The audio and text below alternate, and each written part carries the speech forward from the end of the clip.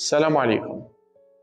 في هذا الفيديو إن شاء الله جيت نهضر على خونا دحماني الحاج الساكن بولاية سعيدة بلدية ولاد إبراهيم.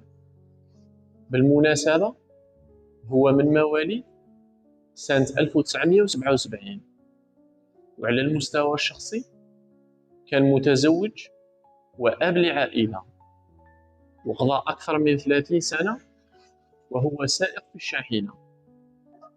إلا أنه في يوم 16 جانفي من سنة 2026 خونا الحاج تعرض لحادث مرور خطير بولاية باسنة، أدى هذا الحادث إلى وفاته التحاقه بالرفيق الأعلى. لله ما أعطى ولله ما أخذ، وإن لله وإنا إليه راجعون. وأنا من هذا المكان إن شاء الله نقول لكم من فضلكم وربي يجازيكم ويجعلها في ميزان حسناتكم. اللي وصلوا هذا الفيديو يدعي له المولى عز وجل بنية الرحمة والمغفرة، ويدعي له أيضا أنه يكون من أهل جنة الفردوس. هذا راه خونا وراه ولد بلادنا.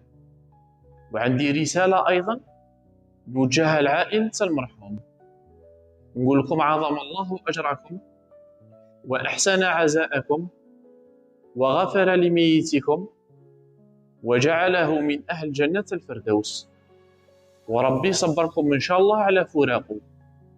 اللهم آمين.